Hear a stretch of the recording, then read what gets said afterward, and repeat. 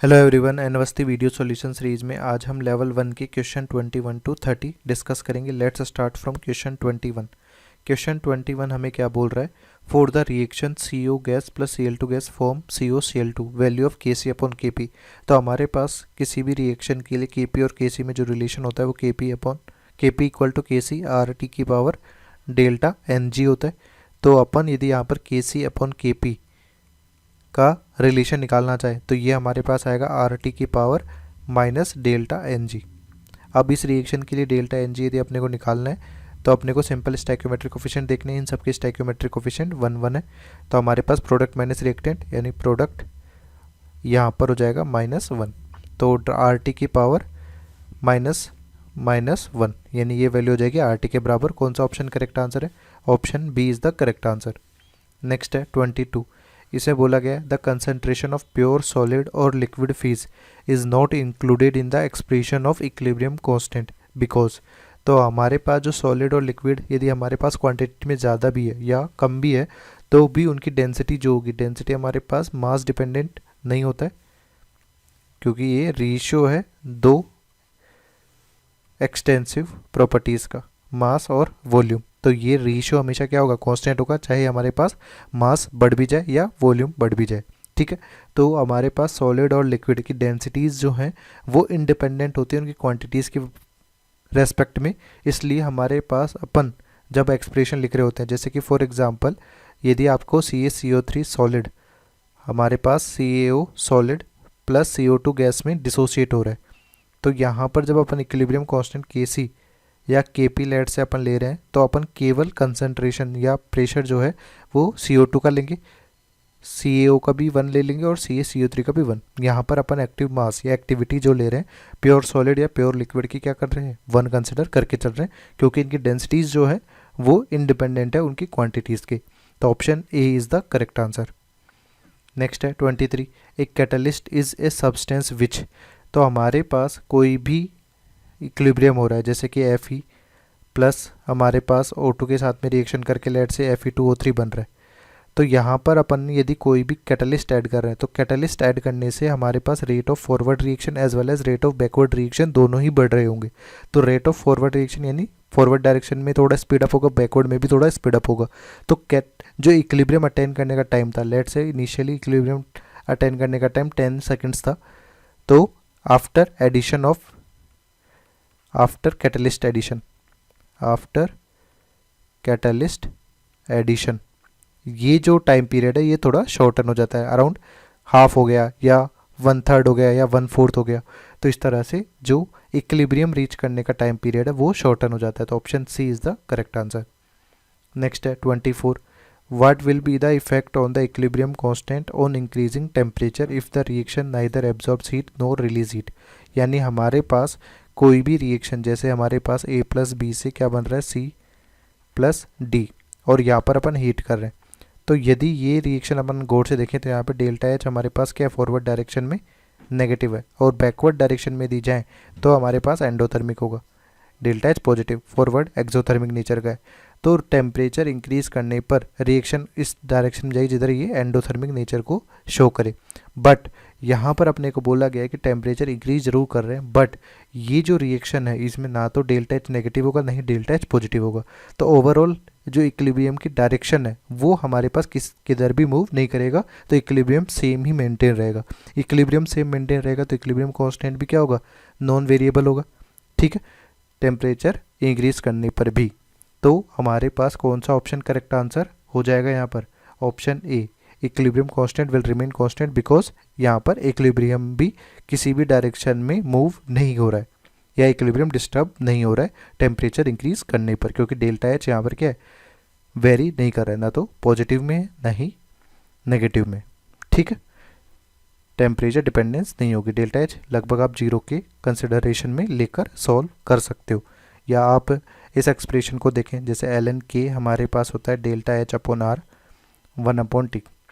ठीक है, तो यहाँ पर हमारे पास यदि डेल्टा एच को अपन 0 कंसिडर कर लें कि भाई ये ना तो पॉजिटिव है ना ही नेगेटिव है, तो नियरली 0 के बराबर है, तो ln k हमारे पास 0 हो जाएगा। तो ये कब होगा? जब k की वैल्यू 1 होगी। तो k की वैल्यू यहाँ पर क्या होगी? कांस्टेंट होगी, ये वेरी नहीं कर रही है। Option A is the correct answer. Step 25. Equilibrium constant for the reaction at 200 Kelvin in presence of a catalyst.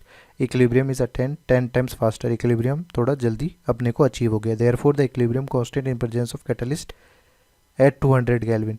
तो equilibrium constant जो होता है Kc या Kp depends only on temperature, depends only on temperature and stoichiometry. और यहाँ पर हमारे पास दोनों ही चीज़ें वेरी नहीं कर रही है, तो इसकी वजह से हमारे पास जो इक्विलिब्रियम कांस्टेंट होगा वह सेम ही रहेगा जो कि पहले दिया हुआ था 4 इंटू 10⁻⁻⁴. तो option B is the correct answer. Next है 26. For the reaction H2 plus I2 2HI का फॉर्मेशन कर रहे हैं. Equilibrium constant changes with.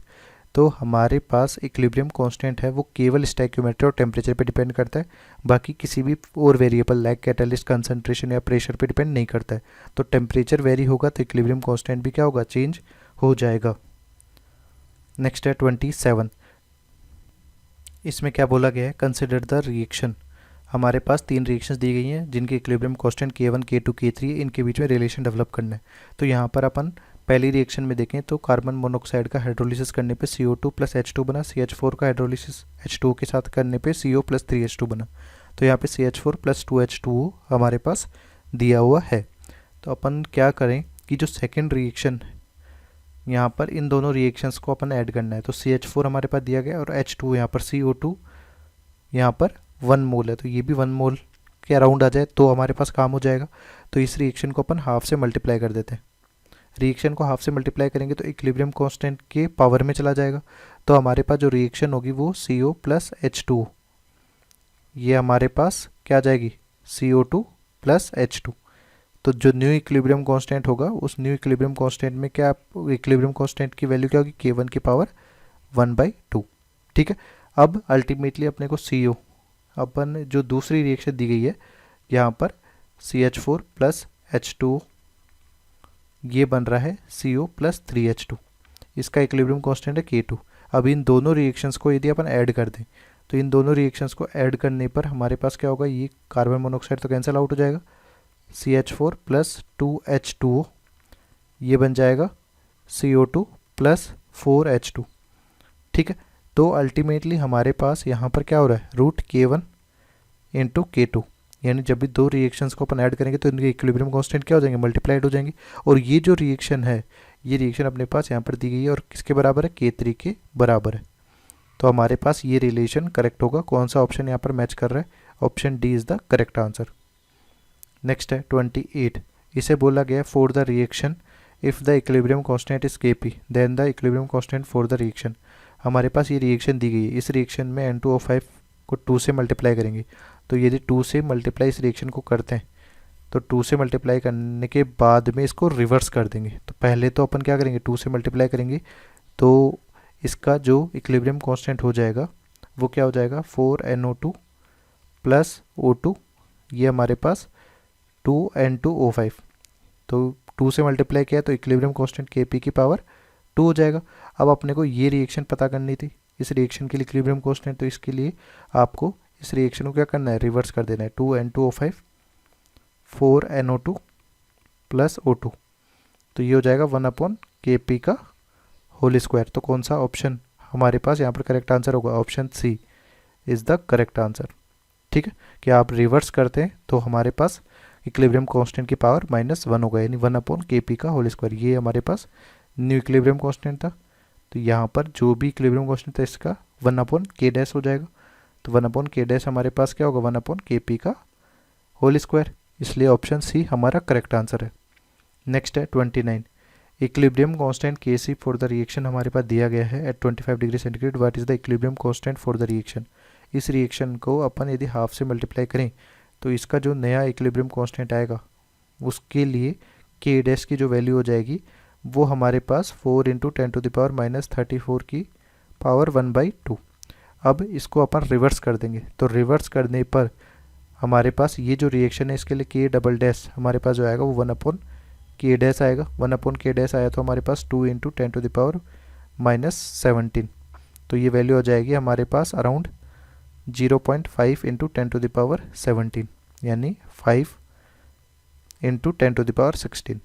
ये हमारा पास नया इक्विलिब्रियम कांस्टेंट होगा इस पर्टिकुलर रिएक्शन के लिए, जो कि किसी भी ऑप्शन में दिया हुआ नहीं है। तो option D is the correct answer. Next है 30। At a certain temperature the following reaction have the equilibrium constant as shown below. इन दोनों के इक्विलिब्रियम कांस्टेंट दिए गए और इस रिएक्शन के लिए अपने को पूछा गया है। तो अल्टीमेटली इन दोनों रिएक्शंस का यूज़ करते हुए ही अपने को ये सॉल्व करना है। तो अपन यहाँ पर देखें तो 2SO2 प्लस O2 यहाँ पे 2SO3 बन रहा है, यानी ये रिएक्शन जो दी गई है इसको अपन 2 से मल्टीप्लाई कर दें।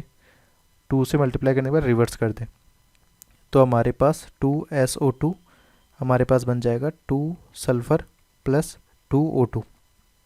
तो यहाँ पर हमारे पास ये वैल्यू हो जाएगी नए इक्विलिब्रियम कांस्टेंट की 1/Kc का होल स्क्वायर, यानी 1/5 इंटू 10⁻52 का होल स्क्वायर। इसमें अपने पास यदि इस रिएक्शन को देखें 2S प्लस 3O2 जो बन रहा है 2SO3, इसके लिए जो 1/Kc हो जाएगा, क्योंकि इस रिएक्शन 1/Kc की ज़रूरत नहीं है, ये तो सेम ही रिएक्शन है, तो Kc हमारे पास 10⁻29 है। इन दोनों रिएक्शंस को यदि ऐड कर लिया जाए, ऐड कर दिया जाए तो 2O2 हमारे पास यहाँ पर बन जाएगा 2SO2 प्लस O2, ये बन रहा है 2SO3। तो इन दोनों रिएक्शंस को अपन ऐड कर रहे हैं, इन दोनों रिएक्शंस को ऐड कर रहे हैं तो हमारे पास 25 इंटू यहाँ पर 52 इंटू 2 की बात करें तो 104 तो यही दोनों के दोनों इक्विलिब्रियम कांस्टेंट क्या हो जाएंगे, एक दूसरे से मल्टीप्लाइड हो जाएंगे जब रिएक्शंस को ऐड किया जाए।